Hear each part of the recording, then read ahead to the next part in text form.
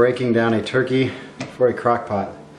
I found this is useful if you have a lot of people that are going to be over and you don't have the oven space or the time to cook 2 turkeys, and you have one that you just want to get the meat from and you want to get it cooked, but you don't necessarily need the crispy outside of a roasted turkey.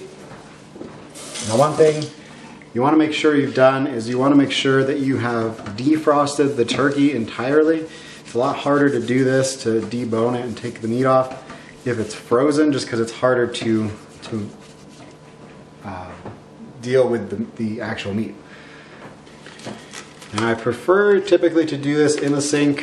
Helps contain any juices that spill out when you unbag the turkey.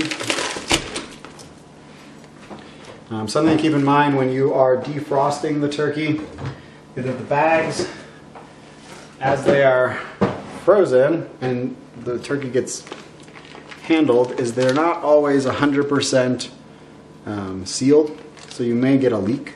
So if you put it in some sort of pan that'll just fit, that'll catch anything if you're defrosting in the fridge before you get to the point of possibly defrosting it somewhere in the sink.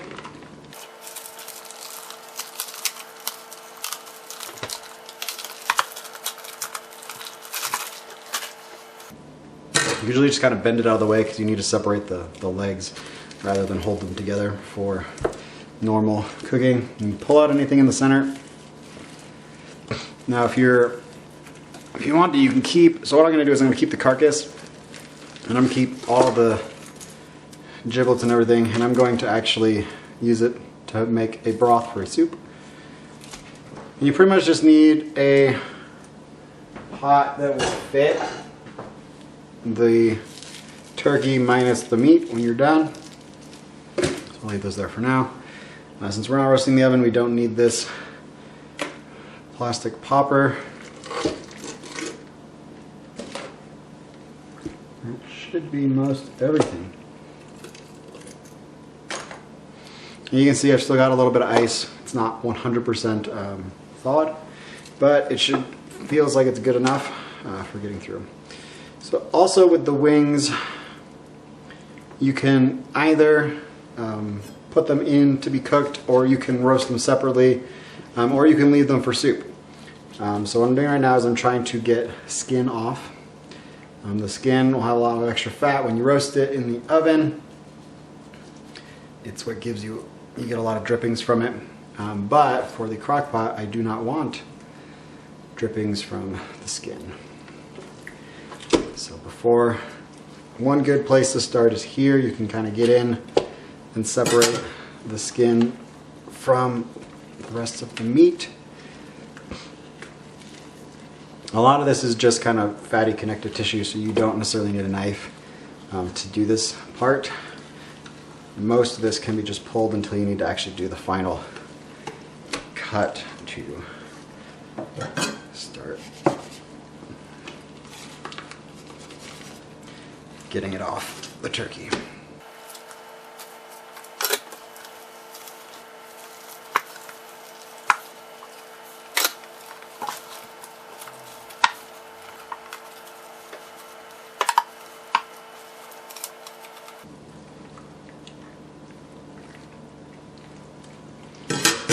Okay. So that is pretty good for the turkey breasts.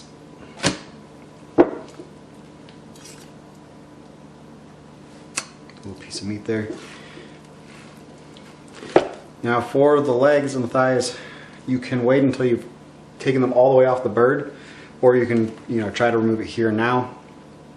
I usually find it's just as easy to do later when I'm pulling after I've gotten it separated from the turkey. So I usually leave the breast meat on while I get the rest of the limbs off. Part of that is that the best way to get at the joint is to try and pop it for each of these, or at least pull back so that you have access to kind of get in.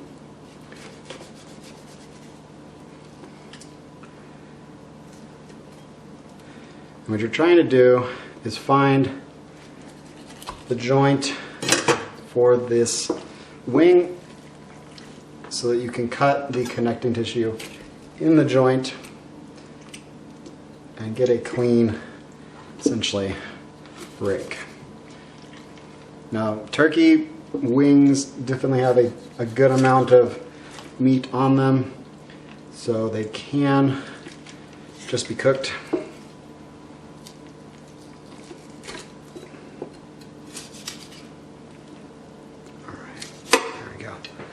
But I'm gonna hold this for now, just make sure that I have enough room for the turkey breast and the turkey legs.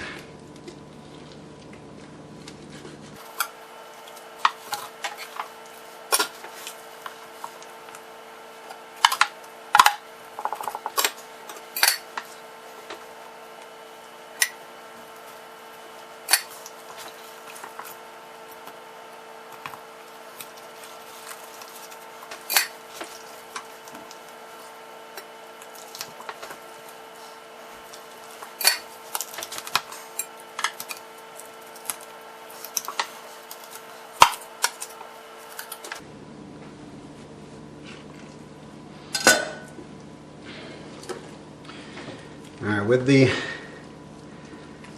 wings gone, it's a little bit easier to get at the rest of this fat, which you do want somewhat separated before you do this next part.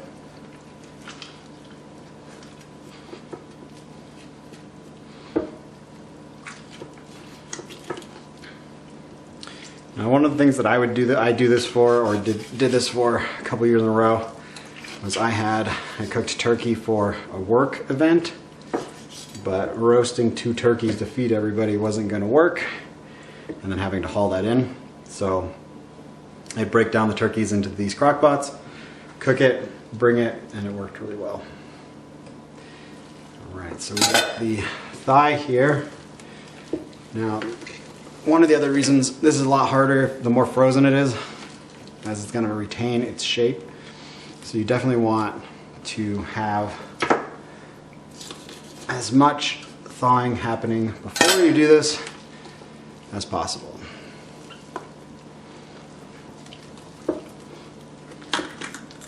So there's the bone for the thigh.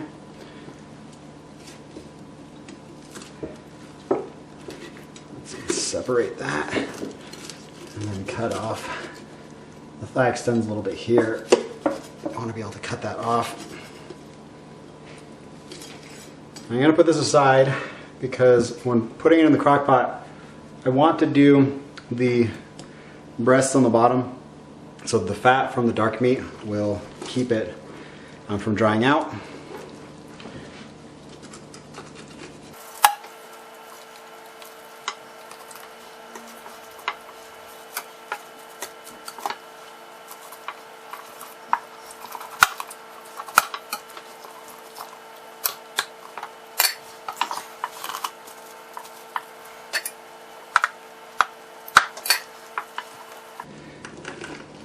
There's the bone.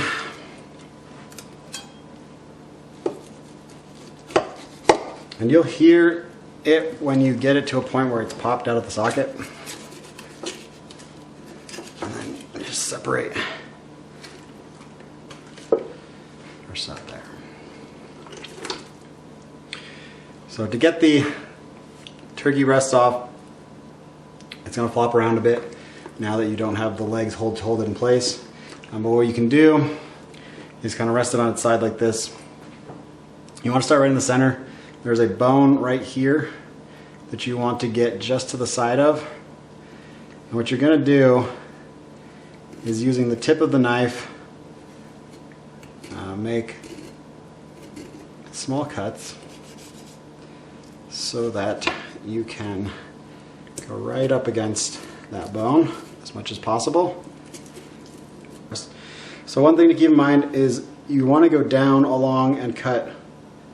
You're just cutting the meat off of the bone. This is easier if you haven't done it before. If you leave the legs on, it'll give you a little bit of stabilization on the bottom while you work it. That way you can kind of just leave the turkey this direction and go straight down to get the turkey breast off.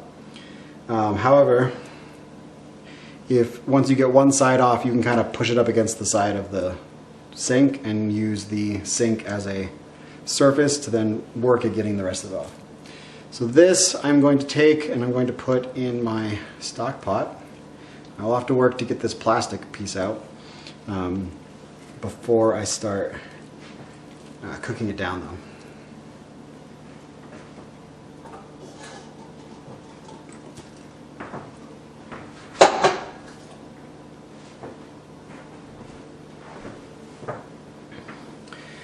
And you can see over here, I have the turkey breast at the bottom, then the legs on top. What I'm going to do is put some stock in with the crock pot. You don't want to cook the turkey straight without anything, because even though it will give you some drippings from it, it will likely not be enough to keep it moist. So what I typically do is I will add some stock in here until the point where I've got maybe this much room around the top, about a centimeter or two, because it will give off some of its own liquids and you don't want it to get too, you don't want it to overflow. So for these wings you can separate right here. Take the skin off and then stick them on the sides to cook as well for some additional meat. So now that it's done, I'm going for a couple hours. So there's two ways you can separate the meat. The first is you can use two different tongs to kind of pull the meat off, hold things in place as you're working it. If your concern is, handling the meat that's now cooked with your hands that people are going to be serving. Or you can just wear gloves, like I have right now. So these will be wet, so you want to let them kind of drip a bit. At this point, because it's cooked, you can just kind of pull this off, work on the thigh and the leg separately. The leg is going to be the most important. You'll notice there's these little bits of bone and cartilage that you're going to want to try to get out. And so meat will pull off really easily, and you are looking to get to a point where you can just pull the center bone out and work directly with what's left of the meat.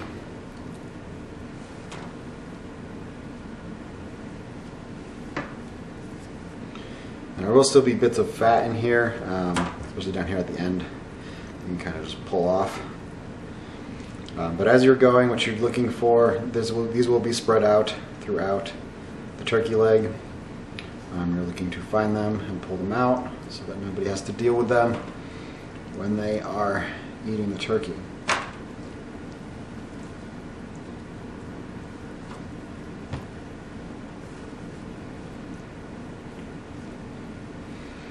If you do it with your hand, they're a lot easier to find because you can feel them. They have a distinct hardness that varies from the actual turkey meat, but there are quite a few. So if you get a large piece like this, make sure you check for these bones.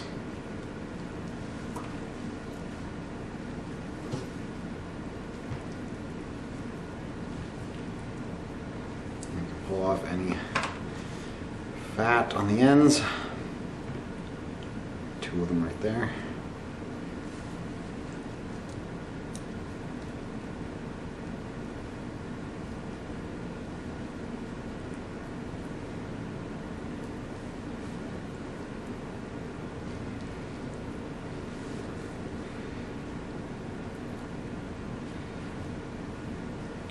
So this one you can see from the end, it does have a bit of meat on it, but it was a bone that was hiding. And then for the thigh, just take this and put in the sink for now. This will break apart a lot easier. The bone will come out pretty well. This sort of submersive technique of cooking the meat makes it so that the meat, because it stays moist, it's not as adhered to the bone or stuck to the bone. So it is a lot easier to break it apart into smaller pieces, to separate it, to get this cartilage out. And for the thigh, that's mostly all the bones you're going to have. At this point, you're just looking for some of the connective tissue that you may not want. You can just pull that out. There will be still some like veins and things that have cooked that you can pull out of the meat. And you will have large chunks of meat like this. These are fine to leave together if you want to have larger pieces that people can pick, or you can break them into slightly smaller manageable pieces and just keep going. So if you have a drying rack and a sheet pan, you can pull these out and rest them on it so that they drip dry that way, and then you don't have to worry about them just sticking them back in. So I'm going to just stick this over here for now so I don't stick it back into the stock. That'll make it easier and I don't have to let it drip again later.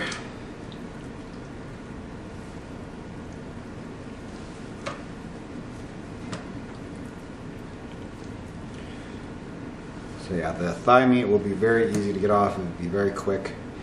The one that takes the most time is the legs.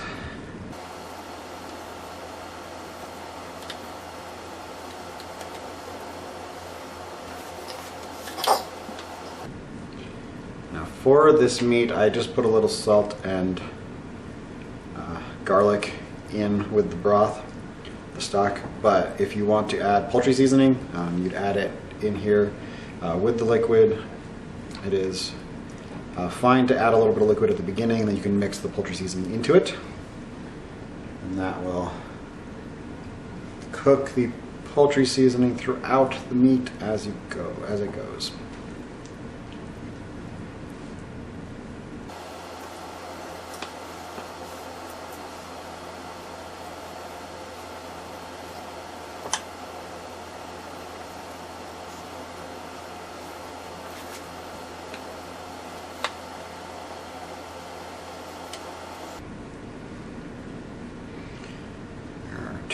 Missed.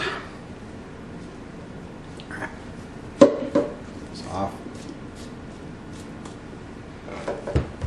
Now, last bit is going to be the breast meat. We'll have some of this like congealed protein that you can just kind of pull out. It's not very appetizing, but you'll pull out these chunks of turkey breast. And these, right, you can pull them apart like we did the last, or you can just kind of set them down and cut them. Either way works pretty well. If you pull them apart, you'll kind of get a little bit of the same consistency of what you've been doing with the rest of the meat. There's nothing in here to really remove, but you will find that it will break along the grain of the meat pretty easily. And you do have the breast and the tenderloin in here, or the, yeah.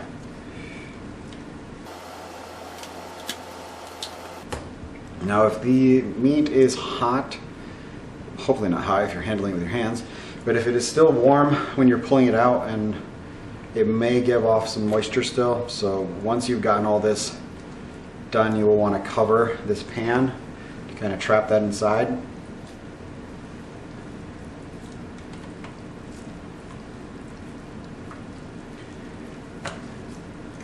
And what's left in here you can strain and turn into gravy.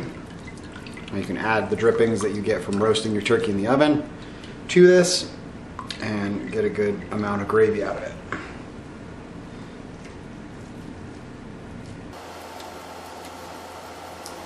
So this will be a little different experience than, you know, it being roasted on the turkey.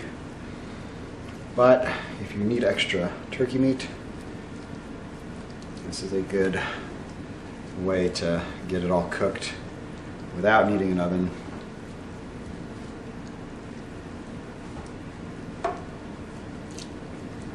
And there we go. That is everything. You'd use a colander and another pan. You can pour this into. It'll filter out all the excess kind of cooked protein that you see in there floating around. And that way, or you can leave it in if you want and mix that into the gravy. It works just fine. Everything in here is edible. I have the turkey carcass and the wings having cooked down in here with some water and some stock. So I'm making a good base for a soup. So what I'm going to do next is these have actually sat in the fridge overnight. I put the pot in the fridge. Just let it cool down. It lets the fat congeal, so when we get down there we can remove some of the fat if we want to. I'm just going to be going through this and pulling off what meat I can from different parts of the bird. You either have your trash right here to throw away the fat that I left on, or toss it in the sink and then clean it up after. So this last bit here of the wing isn't going to have a whole lot on it. I usually don't bother trying to separate the meat from the fat on that piece, but the rest of this has a good chunk of meat in here. Now, you don't want to try to pry this fat off. Typically what I'll do is I'll pry the meat off of the bone and then pull it from the fat. That seems to work the best.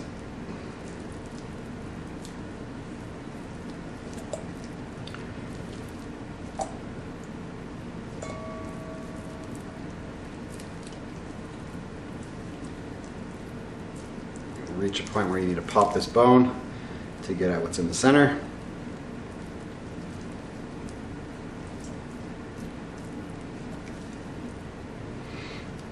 And that starts to give you a decent amount of meat for soup. Something people don't realize is that the actual turkey carcass, usually even if you carve it for Thanksgiving, tends to have a lot of meat left on it in spots that you wouldn't necessarily expect to find them, mostly because it's not the area that you carve. And I'll show you that in a little bit so you can see.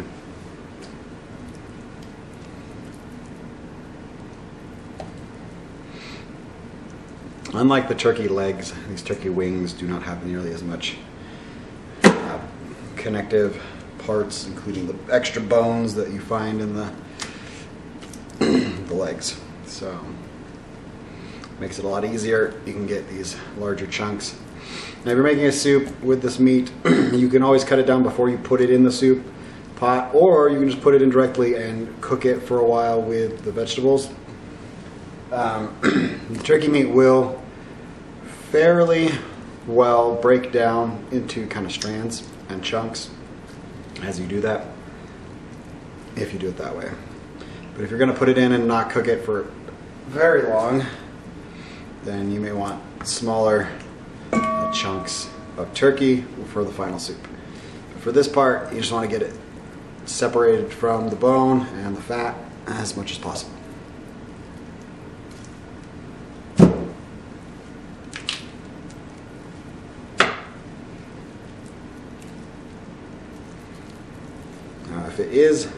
If you find it's easy to get this bit of fat off, go ahead, it'll make your life a little easier. But if not, like I said, you can just focus on getting the meat off the bone and then kind of interpose your finger between the fat and the meat and separate it once it's off the bone.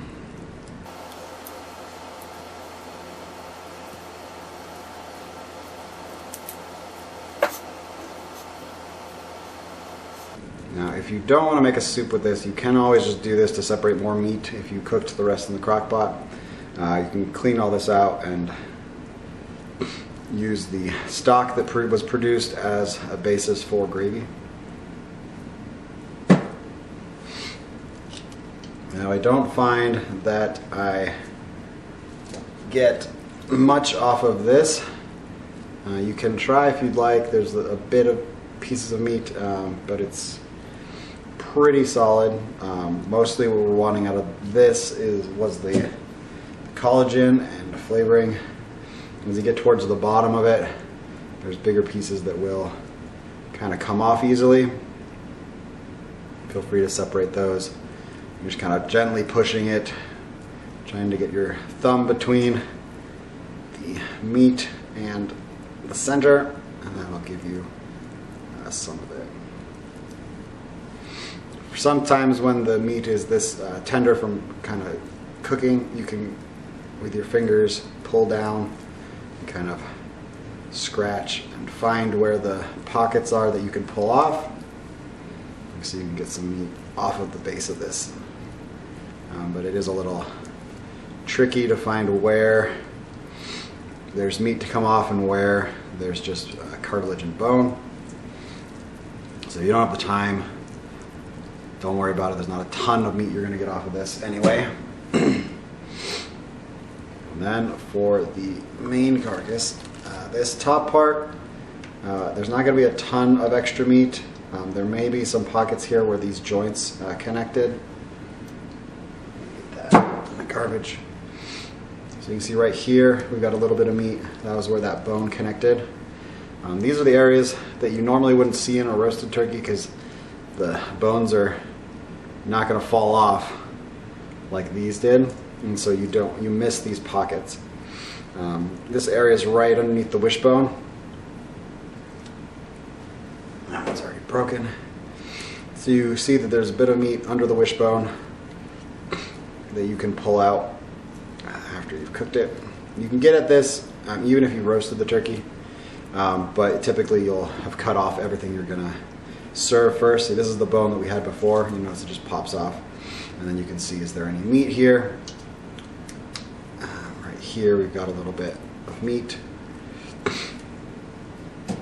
and you can tell like this is good kind of fatty dark meat. It may not be the most appetizing of meat, therefore it would be something you wouldn't necessarily want on the Thanksgiving table, but it does work well in a soup, and it's easy to get off once it's been cooked, and you can feel like you're making the most out of the turkey by adding that into a soup. So this looks pretty good, what we've gotten off. And we're on the bottom part of the turkey. The bottom part of the turkey, the main part you're going to get meat from after this is underneath. You notice right here at the edge, there's a chunk of meat. Typically around these bones, this is the muscle that helps the joints actually be useful. So you do have a lot of joint meat around here that you normally wouldn't have pulled off during Thanksgiving dinner.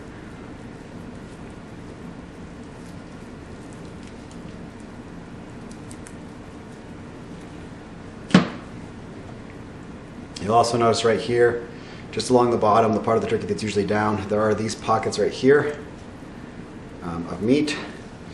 It's right on the bottom side of this bladed bone. These are very tender, very good pieces of meat. So you do want to grab these if you're going to pull the meat off the turkey. And then same as we were doing with the esophagus, essentially we're looking for either bones that'll come off where we can search for meat with our fingers, or kind of areas that we would normally forget based off of the orientation of a roasted turkey.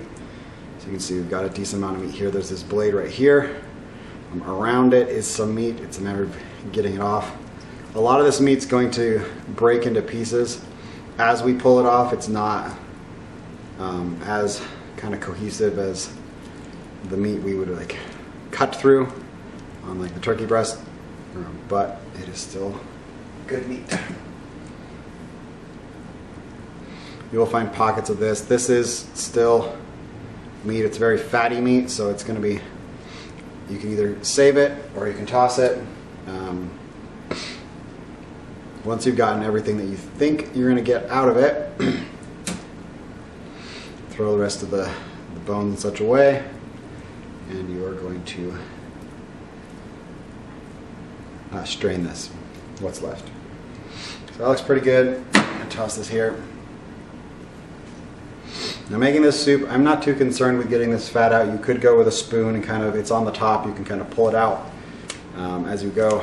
before you strain it, because as you strain it, most of that's going to go through to the strained liquid.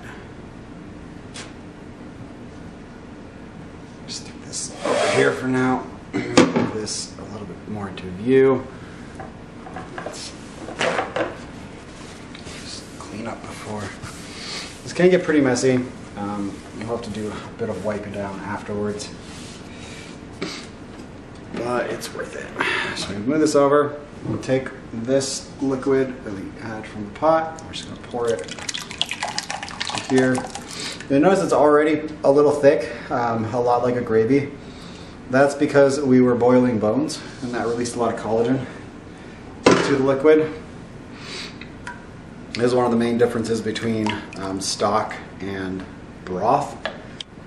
And you may notice now here, gotten to a point where it's straining, but not very quickly. This can happen with anything that's thicker. A trick you can do, you have a ladle. This works for jams or anything that you're trying to get. So if you're trying to get like seeds out of a raspberry jam or something for a recipe, you can take a ladle and kind of just run it around what's in here. And what that's doing is it's kind of forcing the liquid through faster than it normally would.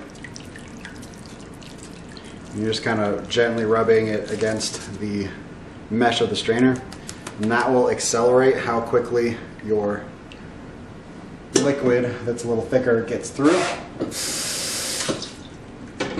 And then you have the liquid. So we end up using this for, clean the pot and use this for the base of our soup, since I don't actually need gravy right now.